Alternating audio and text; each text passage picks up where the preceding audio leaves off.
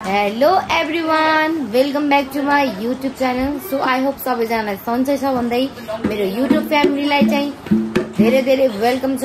आज चाहिँ हामी तपाईलाई जो मैले एउटा युट्युब च्यानलमा भिडियो बनाएको थिएँ, सबैजनालाई यो सन्देश दिएको थिएँ कि हामीलाई सक्दो हेल्प गर्नु होला। हामी चाहिँ आश्रमलाई डोनेसन गर्न लागेको छौँ भनेर तिहारमाबाट उठेको रकमबाट चाहिँ हामीले के गरेका छौँ। सो सबैजनालाई सक्दो कपडाहरू डोनेसन गरेको छौँ। अनि बच्चा बच्चालाई प्याम्पर्सहरू भयो, अनि केटीहरूलाई चाहिँ प्याड्सहरू यो चाहिँ हामीले अभाइलेबल गरिदिएको छौँ उहाँहरूलाई चाहिँ।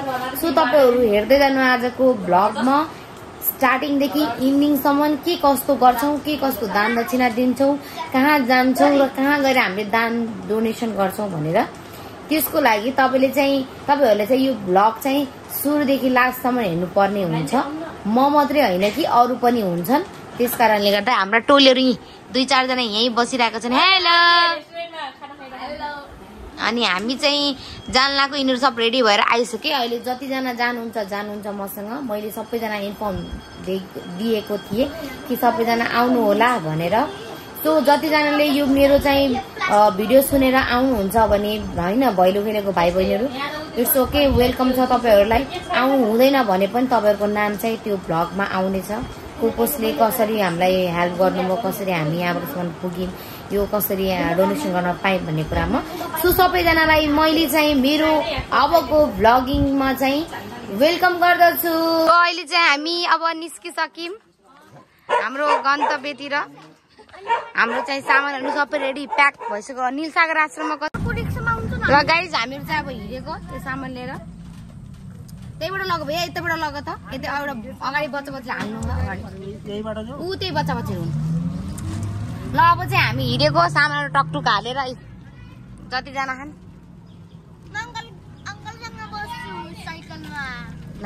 बस न, यहाँ काकामा बस्ने कहाँ छन् भाइ अगाडि।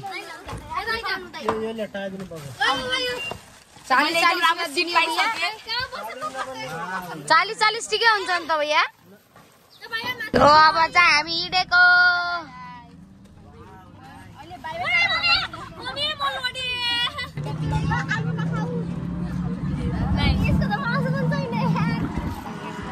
धानबारी गाइज हाम्रो नेपालगञ्ज हेर कस्तो दामी छ। हेर न, हेर न, तिमीले हेरेछौ हाम्रो नेपालगञ्ज? ओ माई गड, हेर न, हेर। अहिले रोक्न त्यही खाना चोक्ने आइज भन्न। हामी चाहिँ अब निलसागर आश्रमतिर जान लागेको। अब राम्रो हुँदै यहाँ सामान यहाँ बोकेर यहाँ यति धेरै सामान माथि अब चाहिँ बाँकी कुरा त्यही हुन्छ, त्यही पुगेर गरिन्छ। बिग फ्यान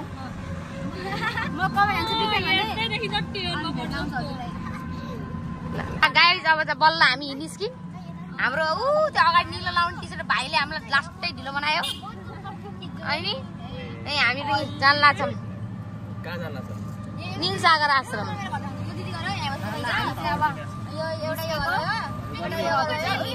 बाटोको गन्तव्य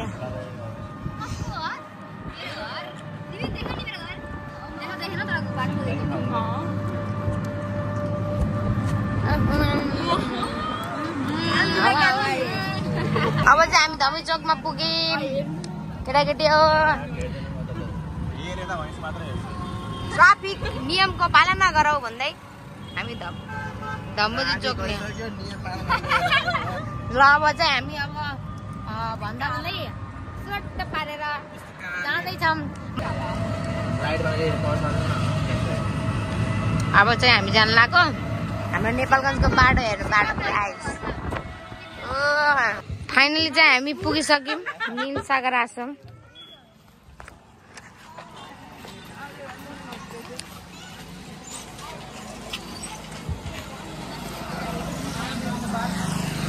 भने चाहिँ हामी यहाँ पुगिसकेछौँ। यहाँ चाहिँ एउटा रिक्सामा हामी आयौँ। एउटा रिक्साको चाहिँ मान्छेहरूलाई रिक्सावाला लगेर गएर मानव सेवा आश्रम पुर्याइदिएको छ। हामीले यहाँ भन्दै पनि सुई लिएर गयो। त्यसैले गर्दाखेरि अब चाहिँ हामी कुर्नुपर्ने अवस्था भयो। राम्रोसँग सम्पन्न गरौँ भनेको त। अनि एउटा आसनचोक चाहिँ भइहाल्छ।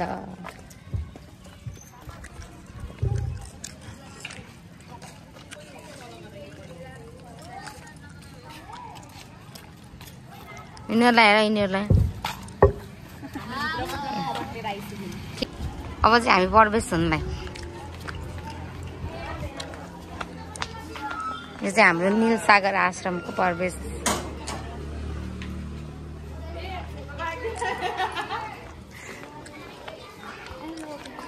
कस्तो लागिरहेछ तिमीलाई कस्तो लागिरहेछ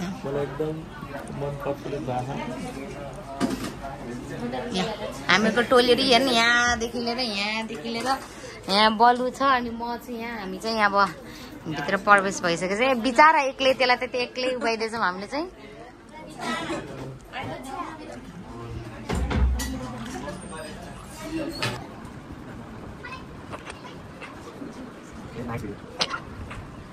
रेडी 1 2 3 को हाम्रो टोलीहरुलाई हेर न अनि यो चाहिँ म हो नि ल फेरि प्ल्याङ्किस है अब रेडी 1 2 3 को प्ल्याङ्किस रेडी सबैजनाले मुआ गर्ने के मुआ 1 गो हेलो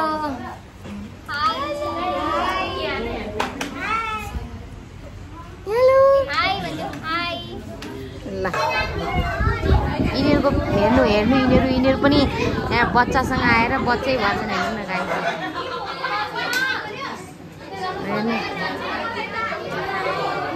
अलिअलि ज्वरो आयो कसलाई बस अहिले सन्चो हुन्छ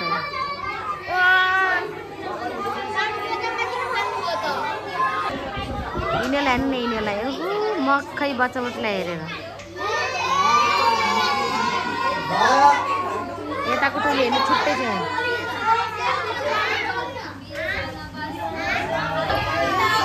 हेर्नु पारा हेर्नु गाइस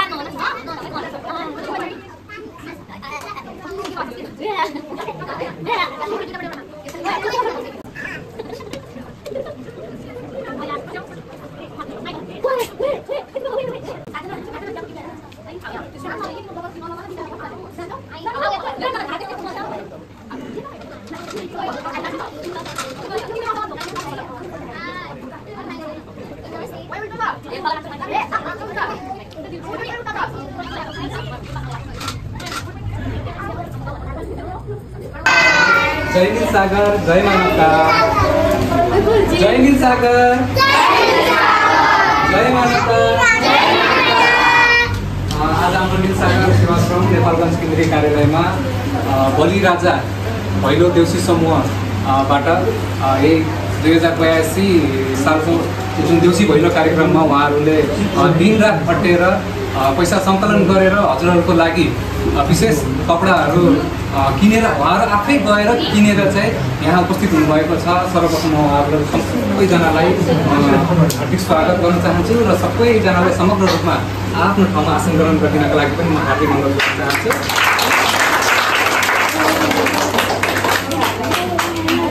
धेरै ठाउँमा म्याक्सिमम ट्रेन्ड के छ भन्दाखेरि देउसी भैलो खेल्ने र पिकनिक जाने या कतै टुर जाने, तर उहाँहरूले हरेक वर्ष हरेक साल केही नयाँ नयाँ कार्यक्रम गर्नुभएको हुँदा र यसपल्ट पनि नीलसागर सेवाश्रममा आएर हजुरहरूको लागि कपडा सहयोग गर्नुभएको छ।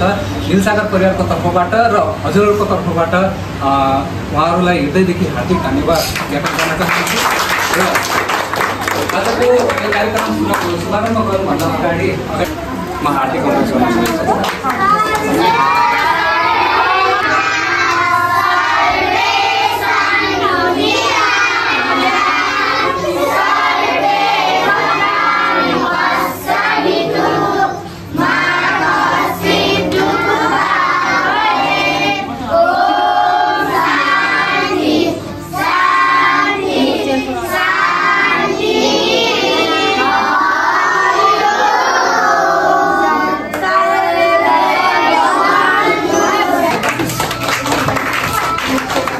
धेरै धेरै धन्यवाद छ सबैजनालाई।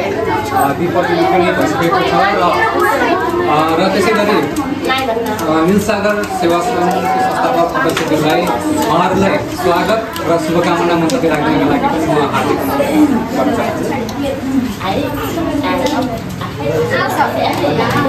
हजुर सबैजनालाई नमस्कार। अति आवश्यक कपडा र खाद्यान्न कार्यक्रम वितरण गर्न आउनुभएका सम्पूर्ण टिमलाई हामी हृदयदेखि आभार प्रकट गर्न चाहन्छौँ। र हजुरहरूले यस्तो राम्रो काम गर्नुभएको छ कि आफूले राति भैली खेलेर होइन आफ्नो निन्द्रालाई अनिन्द्रा भएर पनि कति नाचेर कति गाह्रो भएर पनि तपाईँले भैली खेलेर त्यो भैलीबाट उठेको पैसाले आश्रममा रहनुहुने भाइ बहिनीहरूलाई सहयोग गर्छु, बुवा आमालाई सहयोग गर्छु भन्ने जुन सोच लिएर यहाँ आउनुभएको छ। हजुरहरूलाई यो कार्यले नै बताउँछ कि हजुरहरू महान सोच लिएर अगाडि बढ्नुभएको छ, कति पवित्र उद्देश्य लिएर अगाडि बढ्नुभएको छ भन्ने कुरा चाहिँ हजुरहरूले आफूले गरेको कार्यबाट चाहिँ देखाउनु भएको छ। र अर्को कुरा, हामीले सहयोग गर्नको लागि हामीले पैसै कमाएर गर्नुपर्छ भन्नु छैन। त्यसैले तपाईँहरू भैली खेल्नुभयो, काहीँ न काहीँबाट दान कलेक्सन गरेर लिएर आउनुभयो।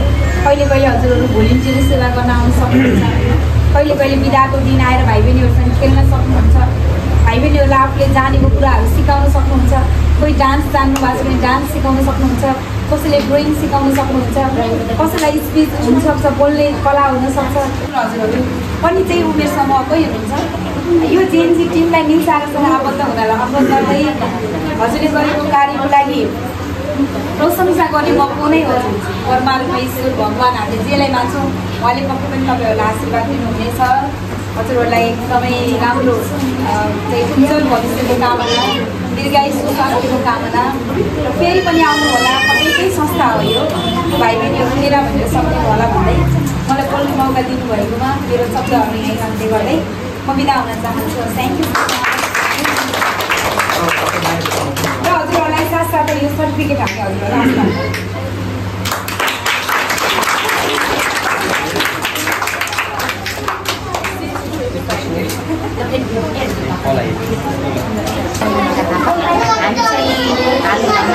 नेपालगञ्ज राणाचोकबाट सम्पूर्ण भाइ बहिनी मध्ये एक्लैले गर्न सक्ने कार्य त हुँदैन। मेरो सम्पूर्ण भाइ बहिनीहरू सबैजना मिलेर यस्तो गर्नुपर्छ भनेर हामीले सल्लाह लिएका थियौँ। अनि हामीले डोनेसन हाम्रो हुन त धेरै ठाउँ जान सक्छौँ, तर हामीले यसो सानोतिर डोनेसन गर्नको लागि चाहिँ अघि बढ्नुपर्छ। हामी कसैलाई न्यानो कपडा दिएर वर्षमा एकचोटि चाहिँ दिँदाखेरि केही फरक पर्दैन भनेर एउटा एउटा भावनाले बहिनीहरूसँग भाइहरूसँग बहिनीहरूसँग धेरै त्यसो मेरो भाइ बहिनी धेरैले सपोर्ट दिनुभयो। त्यस कारणले गर्दा नै हामी यहाँसम्म पुग्यौँ। हाम्रो कार्यहरू चाहिँ सफल भयो, हामीले सोचेका सपनाहरू सबै पुरा गऱ्यौँ। यस्तै नै आगामी वर्षहरूमा पनि हामीले गर्न पाऊँ, योभन्दा बढी गर्न पाऊँ भन्दै यो सानो टिप्पणी गर्न चाहन्छु। हजुरहरू सम्पूर्ण टिमलाई पनि एकदमै धेरै धेरै धन्यवाद भन्न चाहन्छु है, जुन अघि आएर हजुरहरू बाबु नानीहरूसँग खेलिदिनु भयो। त्यसै गरी एउटा कुनै समयमा आएर हजुरहरू पनि बिदाको समयमा आफ्नो टाइम म्यानेजमेन्ट गरेर होइन आएर यसरी बाबु नानीहरूसँग खेलिदिने, उनीहरूलाई होमवर्कहरू सिकाइदिने होइन त्यो गरिदिनु भयो भने एकदमै ठुलो सेवा हुनेछ। किनकि भन्ने गरिन्छ नि भजन गाउने मोडभन्दा सेवा गर्ने हात ठुलो भनिन्छ।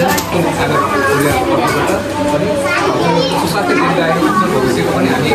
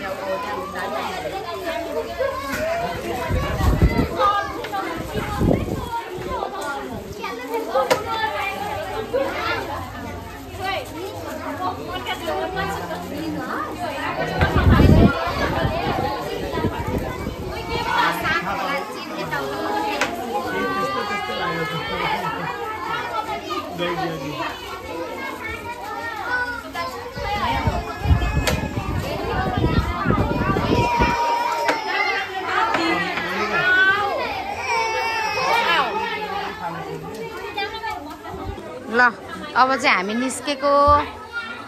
By by nil Sagar, by by. अब चाहिँ हामी निस्केको मायाको चिनो लिएर। चप्पलहरू चाहिँ यतातिर म्यानेज गरेर बस्दिनु त्यो बेटीको मलाई अलि बिस्तारै हिलो छ।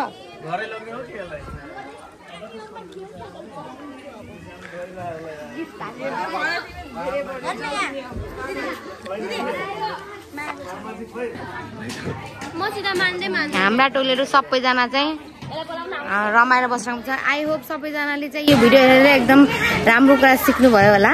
तपाईँहरू पनि यदि इच्छा छ भने हाम्रै नेपालगञ्जमा रहेको निल सागरलाई चाहिँ तपाईँहरूले दान दक्षिणा सहयोग गर्न सक्नुहुन्छ। तपाईँहरूले दान दक्षिणा नै दिनुपर्छ भन्ने छैन। उहाँहरूलाई केही समय आफूमा भएको ट्यालेन्टहरू आएर सिकाउन सक्नुहुन्छ। त्यसैले गर्दाखेरि चाहिँ सो आई होप सबैजनालाई यो भिडियो हेरेर मन पर्दै अनि तपाईँहरूले दिएको दान दक्षिणाहरू हामीले राम्रै ठाउँमा चाहिँ युज गरिरहेको छौँ र तपाईँहरूले हेर्न पनि सक्नुहुन्छ भिडियोमा हामीले के कस्तो डोनेसन गऱ्यौँ भनेर।